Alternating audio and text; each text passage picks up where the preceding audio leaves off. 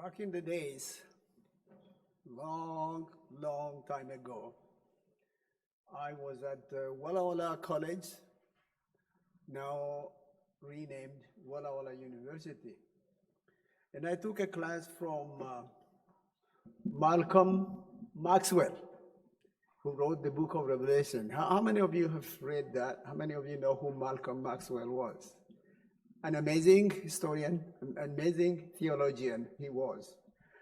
When I took that Revelation class from him, he really inspired me more than I can ever tell you.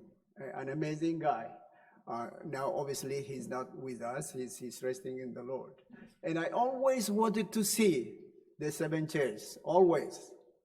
And this year, that was made real for us. And we are very, very, very happy, and we thank the Lord for that.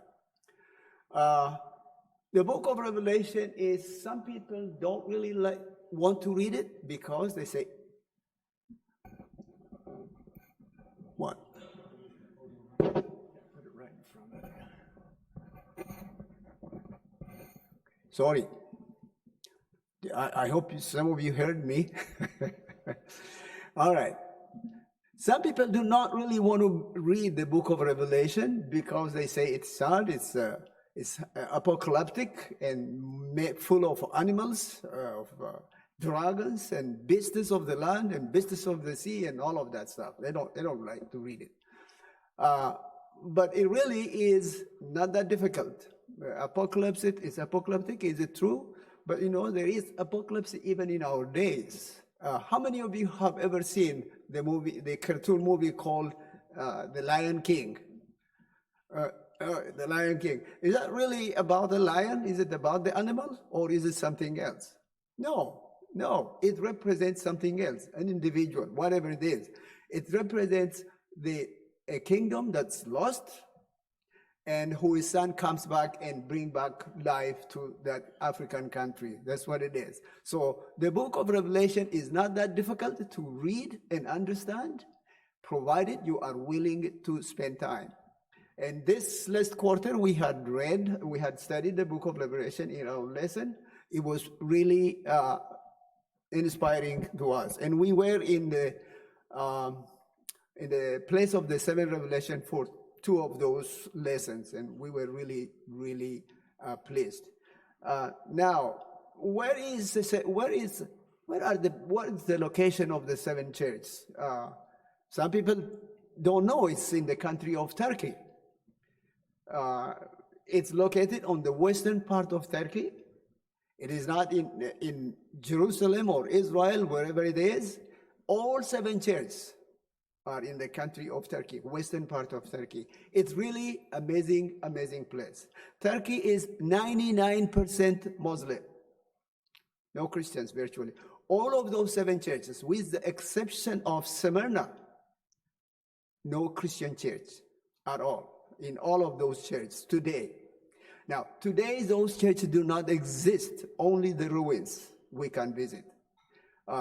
But the story, when you read it, it is touching. It touched us immensely, and we are grateful to the Lord for giving us this opportunity. I hope you will see something that you like. I hope that will inspire you to go read the book of Revelation and go from there.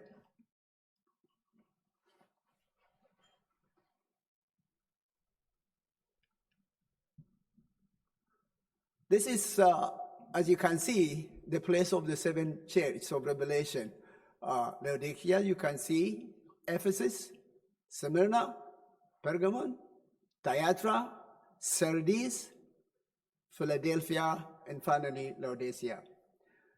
The book of Revelation at that time, some of them were having troubles. They were having difficulties. And so Jesus comes to John the apostle and tells him I,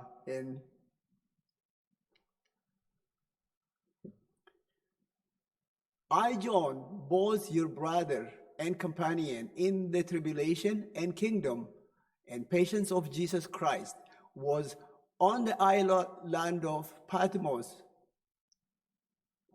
I'm sorry.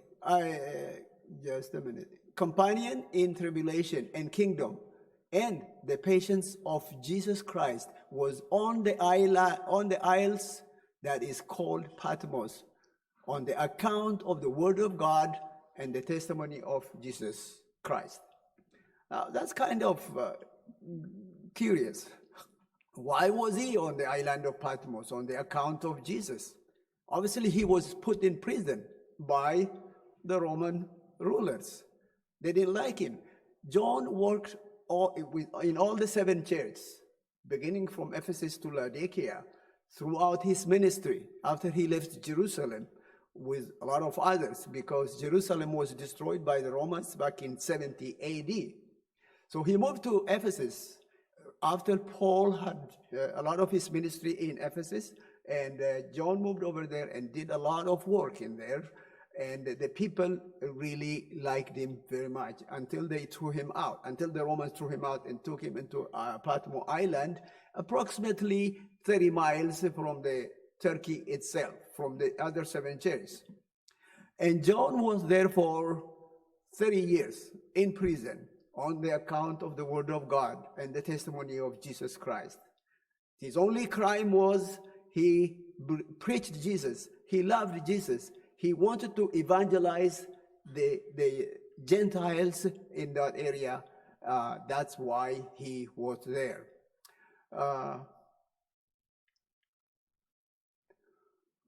I was in the Spirit on the Lord's day and heard behind me a great voice like a trumpet, saying, I am the Alpha and the Omega, the first and the last.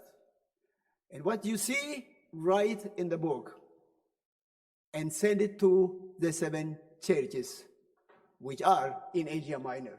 Asia Minor is obviously Turkey today. That's what we're talking about. The Turkish people do keep the 7 churches in immaculate, very excellent condition, even though they don't believe in Jesus. Why? Because it's a cash cow for them. There are unbelievable number of tourists visiting those places as we're there. They have kept it very immaculate, very nice, but they're not believers themselves. They get a lot of money though. So write it, it says what you see. So the message of the 7th revelation is for the people who were there then, who were alive. It was a current news. Write to them now what you see, because it is a present tense, like as you can see it. And also, if you go somewhere in, it's not on the script. I will read it from my Bible. If you can turn it to, if you want to, chapter 1, verse 19. Here is what it says. Write the things which you have seen. That is the past, right? The things which you have seen, and the things which are, and the things which will take place hereafter. So 3 times, right? Write what you're seeing. Write what you have seen. Write what you will see, what will happen in the future. And that's what John, the Lord revealed it to John so that he can bring it to us. Now, the 7 churches is not just for that time. It is for succeeding generations of Christians throughout the ages. Now, the churches are mentioned already.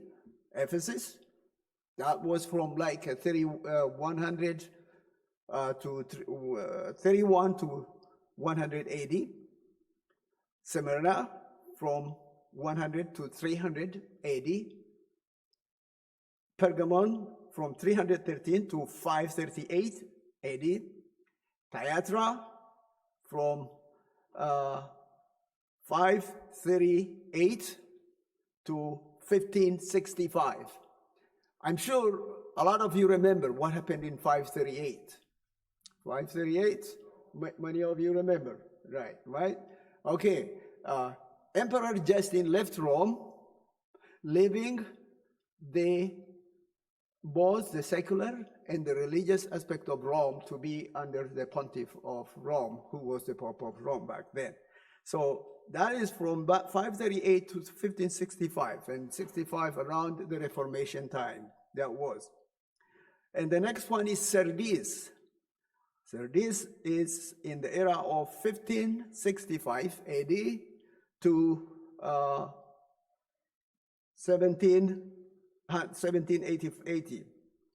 1750, I'm sorry. And then after that comes Philadelphia, the city of brotherly love. We didn't see much of Philadelphia. I'll show you some of those pictures because we got there after it was closed to the public. But it was there and we did take some pictures of it. Again, those pictures are not real church today. The seven churches were completely demolished, destroyed in 600 AD by earthquake. Turkey is really, really earthquake-prone place. So in 600 AD, it was totally demolished, all seven of them. So about 110, in 1910, that's where the archaeologists start digging and bringing back and fixing them as the way we see it today. It's actually ruins. Those seven churches are in ruins, none of them in existence. There, as I told you, there is no Christian church in any of them except for Smyrna. Smyrna, they still have a Christian church, vibrant, I was told, but we were not able to go there. And Philadelphia is from 1750 until 1844. And you all know what happened in 1844 as Adventists.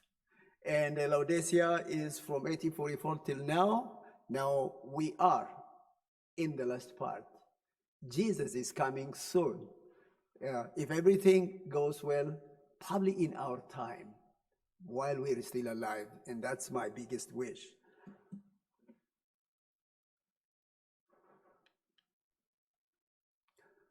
Okay. To each church, Jesus came, revealed himself in a manner that is different from the rest.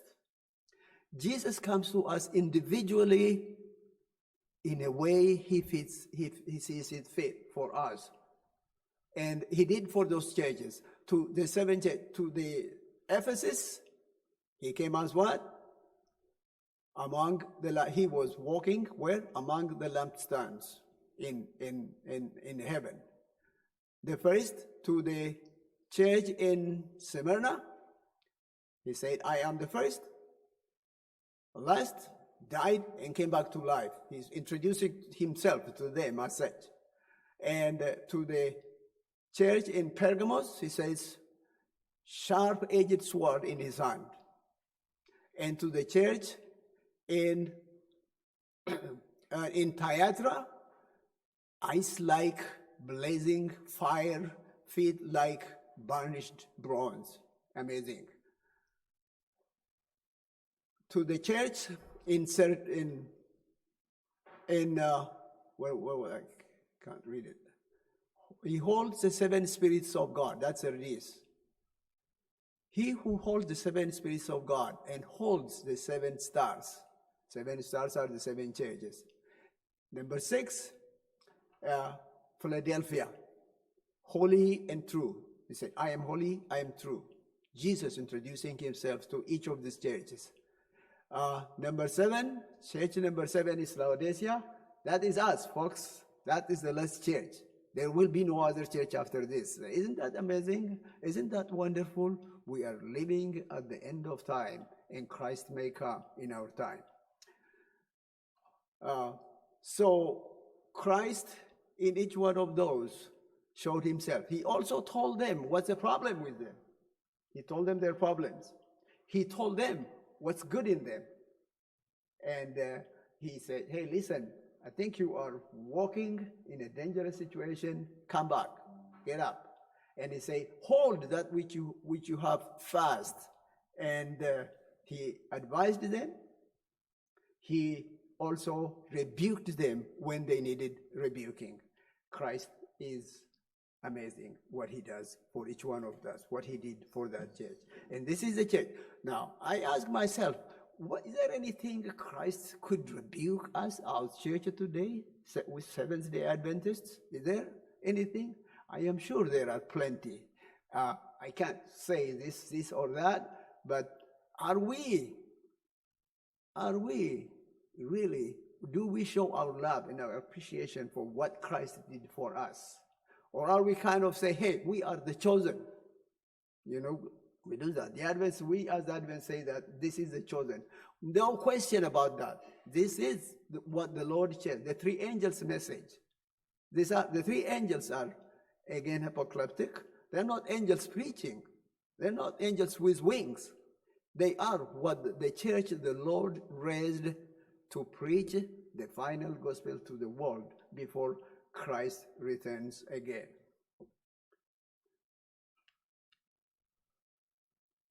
Okay, this one is entrance to Ephesus. This is entrance to Ephesus, and we got there. Those walkways, those are streets, are just as they were back then when Paul and John the Apostle walked on those churches, on those places. This is, who can guess that? If you haven't been, obviously, I'm not going to ask you to tell me what it is. This is the grave, the tomb of John the Apostle. Yeah, that's what it is. They keep it very immaculate. You cannot go in there and touch anything. And it is really a touching moment for us when we went out there. What he did, he was the main pastor in that church for about quite a few years before he was put in prison in the island of Patmos. And today they keep his grave very, very clean. Nobody can touch it. Nobody can go close by. Amazing. This one is the city of Ephesus. No, this is an amphitheater. Remember where Paul had a lot of fighting with those idol worshippers? It happened this is an amphitheater. It holds, they say, up to 100,000 people. I don't know if they are 100,000 people back then, because the population of Ephesus back then was only about 250,000 back then. But that's a lot of population, considering it was more than 2,000 years ago. Even today, a population of 2050 is not big for us, because we have a lot of people now.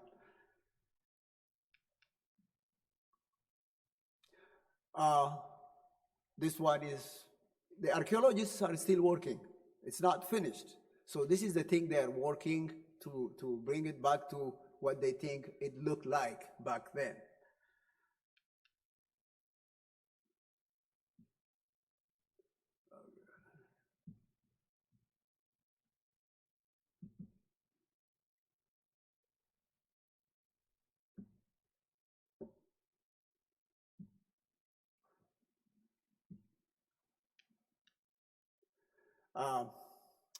This is where they say Paul was walking. Exactly the same thing as it is. This is actually also a temple of one of their gods, Artemis. Artemis is a lady goddess of the Ephesians, and if you say Artemis, the earth will stop, they say, but obviously not. This is again the temple of Artemis. This is a library of Ephesus back then, built by the Romans. They told us it contained 12 million volumes of books, well over 2,000 years ago. That's a lot of books, even by today's standard, not back less, much less then. This is the same library.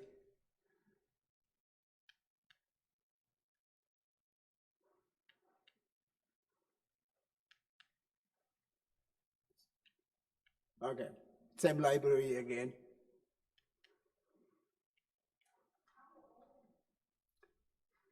How old?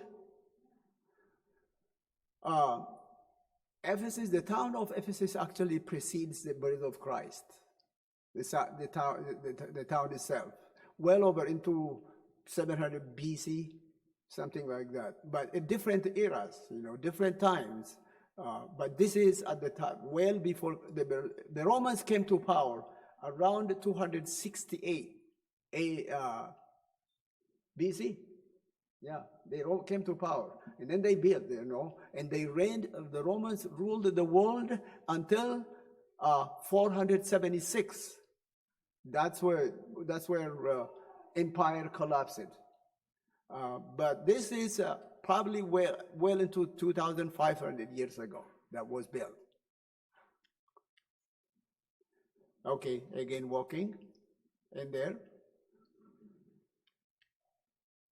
These are our fellow travelers, wonderful people.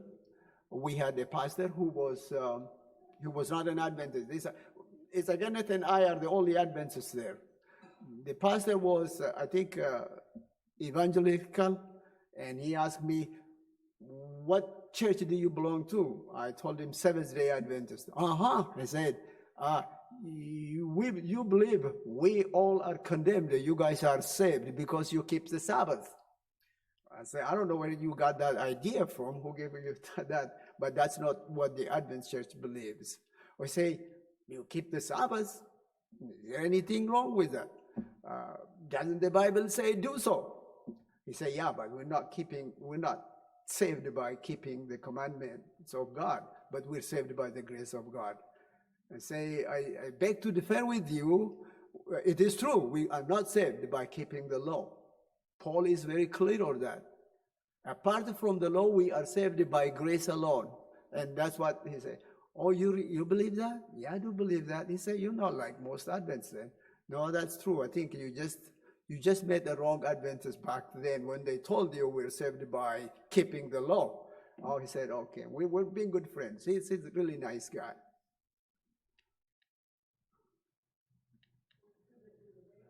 This is Smyrna, I think.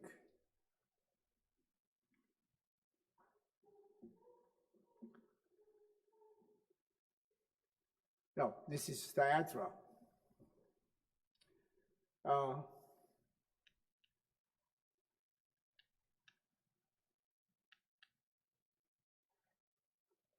This is our guide. This is our guide. He's telling us, he's a very cool guy, very, very good guy, and he knows his job in and out. I don't think he's a Christian himself, but he respects Christianity, he respects Jesus, and that's all we needed. This is what they call agora, underneath. There are two, agora means marketplace. There are marketplace for the rich, there is marketplace for the poor. If you're the rich, you go under here where there is no hot heat or anything of that sort. If you're poor, you go above, get whatever you can get from the hot sun.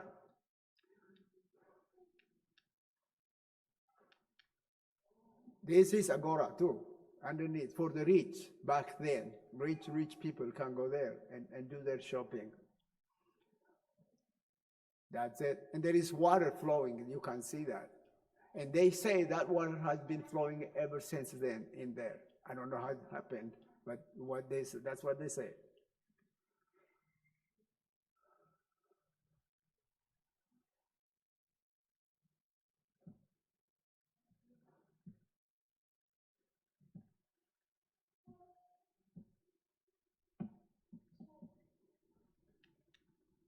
This is also agora. You can see the city way up in the hill. Smyrna is absolutely, Thyatira is absolutely a wonderful place.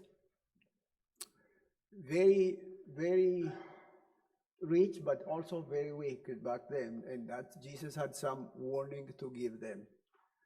Thyatira.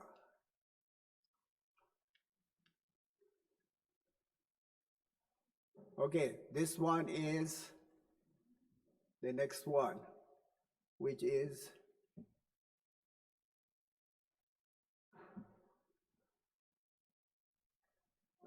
I'm sorry,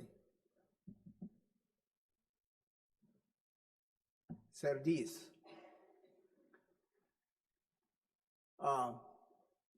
It was big, really big.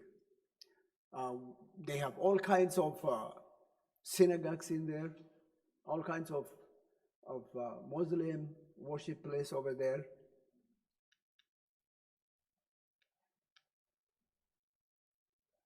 Okay, this is, you can see the city of Sardis afar off, way in the back.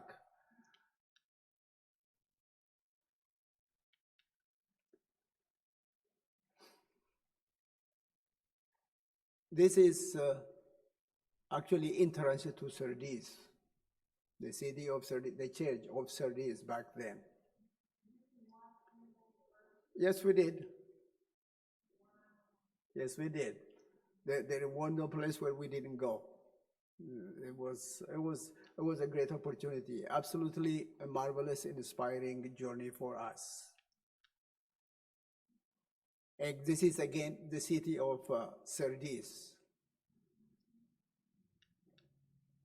From afar, obviously. This one is one of the temples of Artemis, that goddesses that the Ephesians worship. Artemis. And Paul got in trouble sometimes with them. And he said, you guys, fellows, you worship unknown God. Let me show you how to worship the really unknown God, because they did not know who Christ is. And he has fun with them a lot of times. So Artemis is, to them, real God, real God, who goes up between heaven and earth and brings them rain and also goddess of fertility. This is also Sardis. They are still digging. You can see that. It's very well protected. Absolutely amazing scenery. Okay, this is another view of the same thing. You can see it's fenced all over.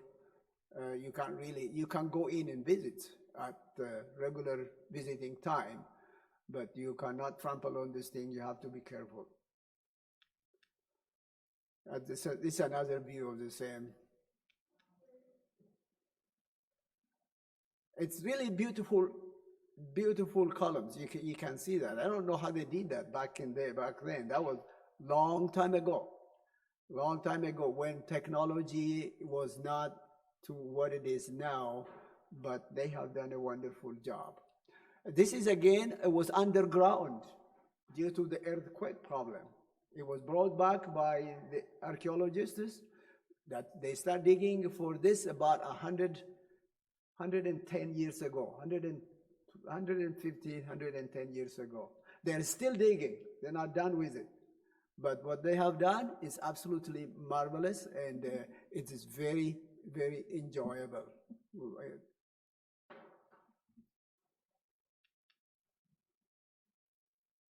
You can see those huge stones. I don't know how they handled that back in those days when they didn't have a lot of lifting stuff that we have today. This is the pastor who was supervising us. He's an evangelical, very, very cool guy, very nice. He loved the Lord, and I can tell that. And he was not the one who, he was the one who said, hey, you guys think everybody who doesn't keep the Sabbath is condemned to die. Like I told him, that's not really the belief of the Seventh-day Adventist Church. And but we love the Lord. We do honor the Sabbath because he told us to do so. Is there anything wrong with that? He said, no, there is nothing wrong with that. It's just don't say others are condemned. Well, no, we don't. We don't. We never do that. And so he was a very nice gentleman.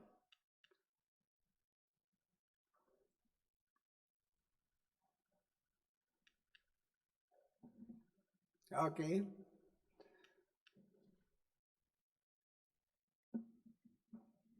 we're still in Sardis. All are ruins. All the churches back then do not exist.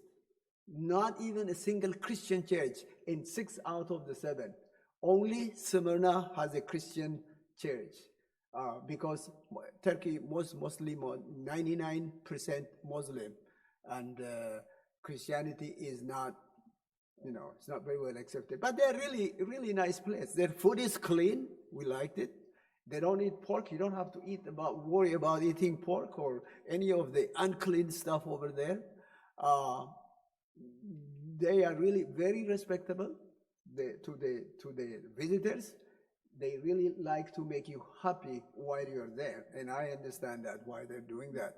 But it was really amazing.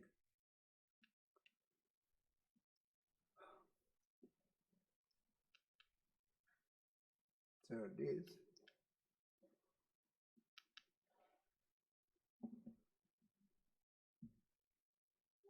this is Philadelphia, the city of brotherly.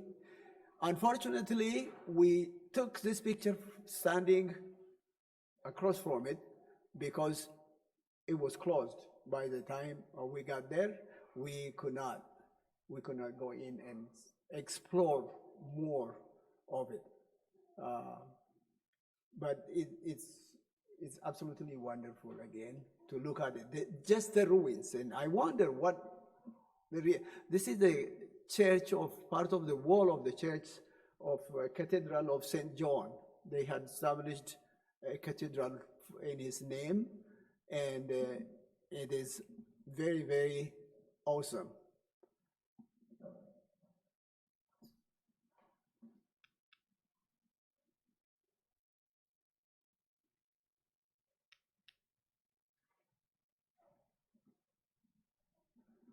You can see they probably have coffee grounder there.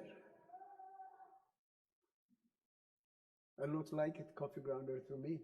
That's what they use it for. Coffee grinder, that's what I meant. Uh, but this is, wait a minute, we're still in Sardis. No, this is the huge Jewish worship place. It holds up to 5,000 people, they say, at one time. It's amazing.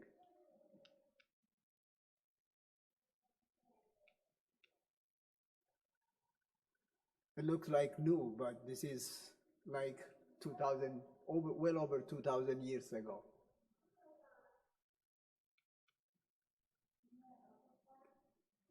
Huh? Go back.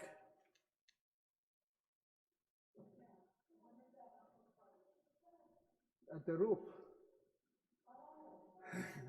Yeah, that is the roof. Oh, probably better for me to watch it from here rather than on the other one. That's the roof. Uh,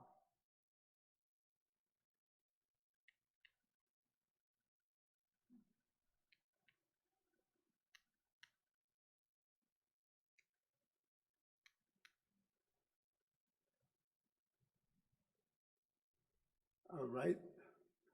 This, I think, is the back part of uh, of the place.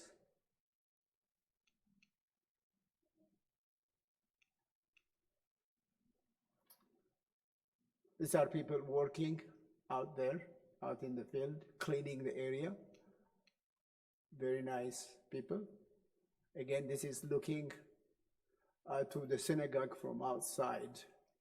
And you can see that the synagogue was extremely large,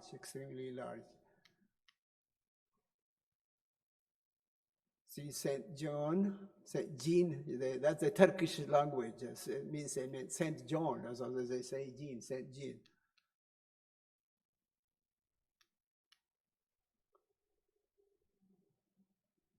This is part of the wall of Saint John Cathedral.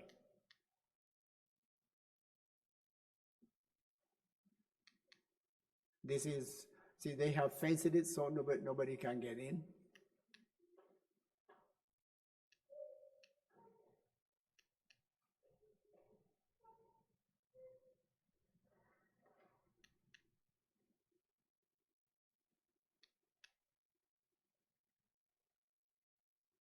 This is from afar.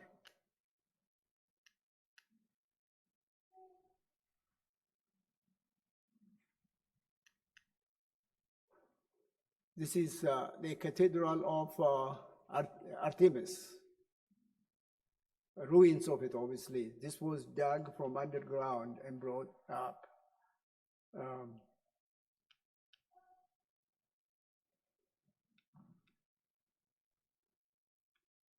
Inside of the synagogue.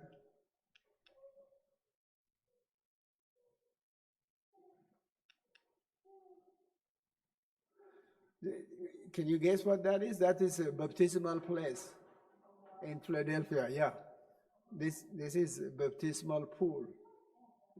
Yeah.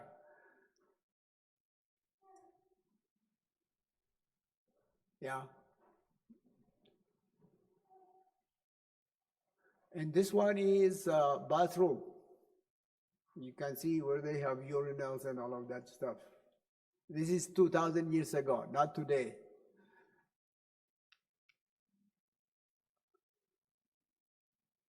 And this is entrance to a place called Hierapolis. Have you ever heard of Hierapolis? I never did up until we went to visit the seven churches. Anybody heard of Hierapolis? Hierapolis is the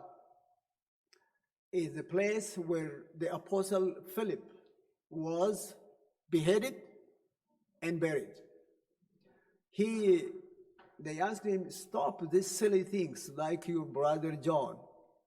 John is already dead. But he stopped this one. He said, no, we're going to kill you tomorrow if you don't recant by tomorrow. So he came back and he said, how can I deny my Lord who took my place and died in my place? Do what you want to do. Didn't take time, they cut him off and buried him there. You have to walk quite a bit to go there. You have to climb a little hill, and kind of tiring, but it was worth seeing it. Really, really fine.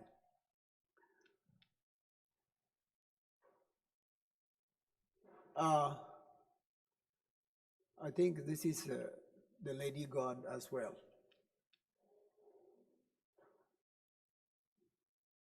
This is where Philip walked. This is where he preached. This is the road on which he walked. And so did Paul as well. Paul and John. This is where they are accumulating what they have dug up already so that they can bring it back to where it should be. This is, you've heard of this idol called Apollo? That's Apollo, the god of the people over there back then.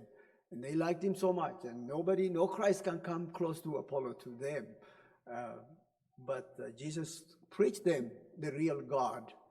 And some of them accepted Jesus.